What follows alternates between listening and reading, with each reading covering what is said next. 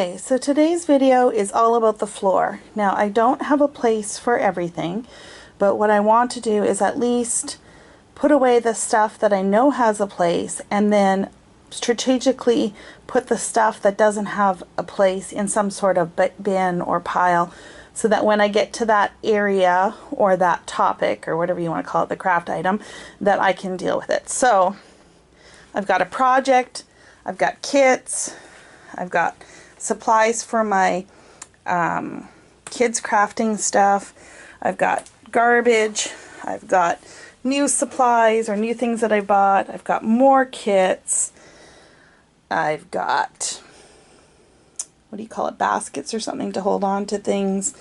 There's the garbage bin, my spray box. Okay, so that's what's there. And then over here I have those bins that I worked on the other day, so I can try and put as much stuff away in there as possible, if I can find a home for it for now. And then I do want to go through my bin of scrap paper, trim that down, and I will show you what I do. Just a sampling. I'm not going to go through everything. I've got some stuff in this corner, and I also have some stuff back here, and mostly these are some old frames, picture frames, and I've got a lot of chipboard and then my big photo paper. I think I'm going to get rid of the frames. I've had them, I've been in California for 7 years almost, and I haven't used them at all, and I don't really foresee me using them, so I think those just might go to Goodwill. So I think if I can tackle all of that, so put away what I can and what I can't pile someplace strategically, then that will be a successful day. So it'll be very hard for me to record me doing this because I'm going to be running all around the room. So I think what I will do is just give you some updates as I go along. Okay, let's talk about this bin. So I do have a strategy to deal with my scraps. I used to just keep them in like a shoebox kind of bin, sort of by general color, but I found I never went into them because it was too much work to dig around and find the right shape or size, etc. that I needed, and I'm not a digger. I know that about myself. So what I ended up doing is determining a number of predetermined sizes that work for me. This is probably a little excessive, and I may call this down when I go through my scraps here as part of this craft room revamp. But I do have a set of prescribed sizes that I trim it down. If the scrap doesn't fit one of these, I recycle it. And for me, that just makes the most sense. I found since I have done this, I have used my scraps way more than I ever did before.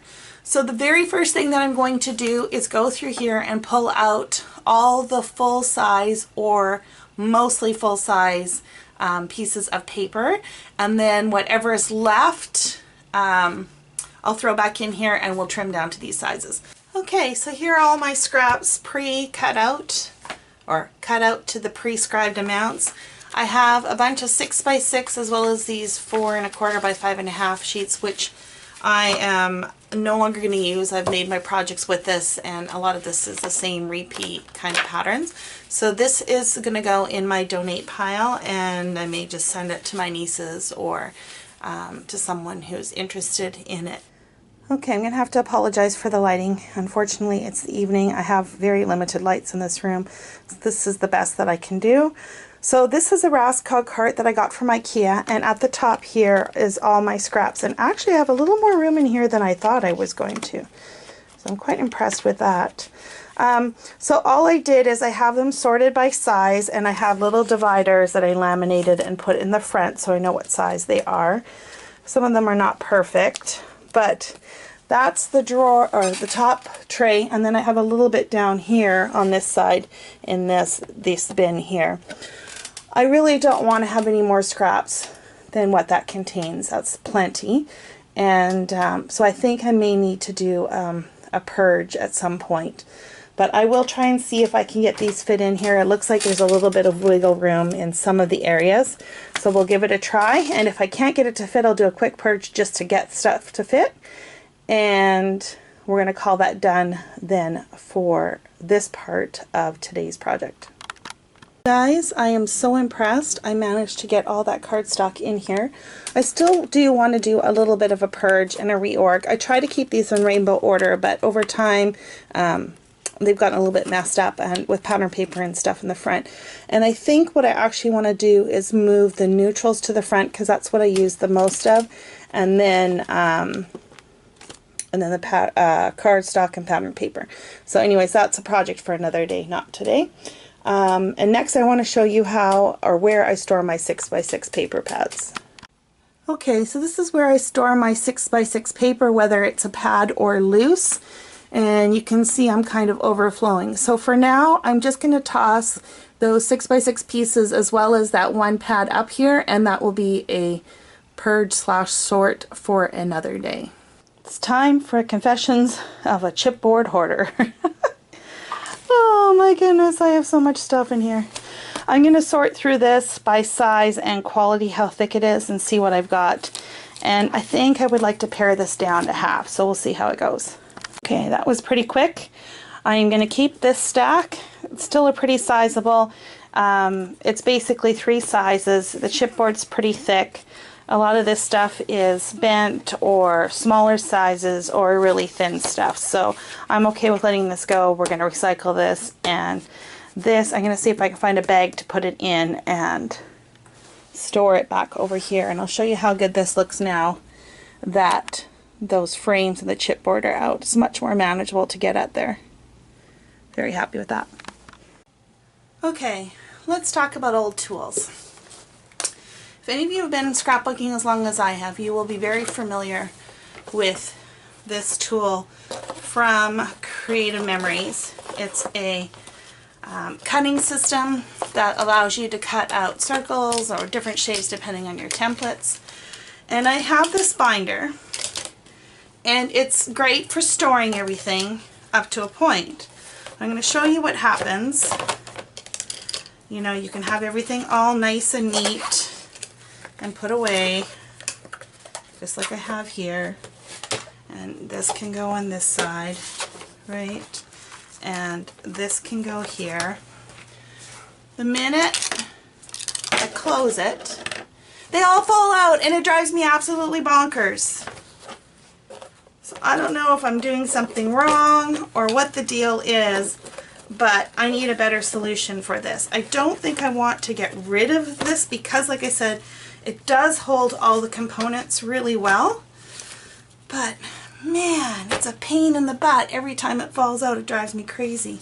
I don't know if maybe I could add some sort of like Velcro fastener on here to hold them in. I don't know. For now, I'm going to live with it, and I usually just keep this on the floor, tucked in that corner behind me where I showed you all the paper and like the big photo paper and stuff goes. So I think I'll just put it there for now. But if you have any suggestions or any ways to navigate this so that it doesn't do that every time, I greatly appreciate it. The idea behind it too, I believe, is that you can stand it up so that it acts as a tool, which is great, but I just don't use it that often that it warrants having full-time space on my desk. I do still use it though. I do still pull it out, even though I have a die cutting machine, just because I find I can get bigger circles and stuff cut out, especially when you get into like these shapes and stuff. I can't do that with my manual die cutter, and I suppose I probably could do with my Cameo, but to be honest, I'm not that proficient with my Cameo. So anyways, I don't know. We'll leave it for now, but it is bothering me. I got to come up with a solution. Okay, so this is the last of the loose stuff that was on the floor. I'll take you around afterwards to show you what I still have left. And obviously I still need to deal with the stuff on the floor, but it's kind of contained, so I feel like I can move on to something else, I guess is what I'm saying. So I've got a hodgepodge of things here. So I have a Kodak mini printer, and these are the cartridges, and I normally keep this in the closet, so that's where that's going to go. Don't know why it didn't get there in the first place, but it didn't. This is my very first traveler's notebook that I did, and this is almost finished. I just need to do some journaling on it. So again, this is another project that I just need to get done so it can find a permanent home. So that's going to go over in my project pile for now. I have an old map. This is going to go in my mixed media bag, I guess is what you want to call it. Clipping from a magazine, also mixed media. I have a bin of all my Allie Edwards kits, of which I haven't done any of them, so that's another thing to tackle, but that's in the closet. I've got a random photo. It's going to go where my photos belong. This is a sheet from one of the tonic kits. I'm just going to recycle that. I don't need to keep a hold of that. I've got more maps that are going to go in my mixed media bin. That's easy. Okay, now we're getting into memorabilia. So this is a card from my friend on this trip that we went to in the summer. So this belongs in my 28 memorabilia envelope, whatever. So normally I either have an iris case that I put my memorabilia in, or I've used envelopes, but for now, because I don't have anything, I'm going to use one of these cropper hopper type inserts, and I'm just going to throw all my 28 memorabilia in here. This is when I went to Washington, D.C. That's my memorabilia. Scrap piece of paper. Recycle. I have 2 tour books. I don't think I need these anymore, so I am going to recycle those. A bag, which can go in with my bags. What is this? This is from my niece. Just a card, and then our current photo. So I think the current photo we'll put up on the wall, and the card will go in my memorabilia basket. More magazine clip-outs for mixed media. Okay, so card kits. I usually share these with you guys. I did not share this one because this one came in August and I was just too busy doing other stuff. So I guess you're going to see an unboxing here. An informal unboxing. Okay, so let's see what goodies we got.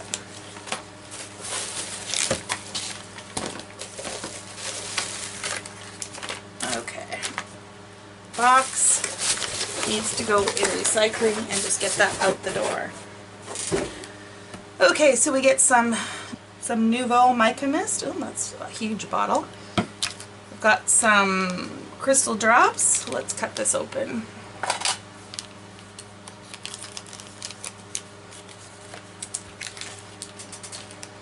We got some glitter. Some glitter. I should probably turn the lights on. Hey, it's a little bit dark. You guys will just love that. This is glimmer paste in like a clear. What's the color? Does it say on here? Moonstone.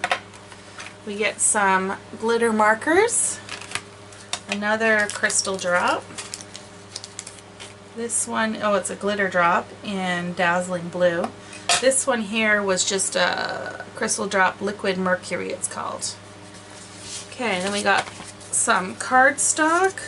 Let's open this up and have a look. Usually it's cardstock and specialty paper. It's usually what it is. Okay, so we got like a shimmery gunmetal. Let me turn some lights on, see if that helps. I don't know if that's better or not.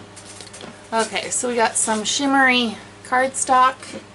And this is from the UK, so it's not 8.5 by 11, it's the other, the 8, what do they call it, A2 size or something like that. This is really pretty. It's an embossed paper. And then we get a sheet of this blue. And normally they give us way more larger sheets, but I think because we get a package of this December Skies 6x6 paper, I think that's why we got a fewer of the larger, which is cool. When you make cards, 6x6 is usually plenty big enough. Okay, let's see what we got in here.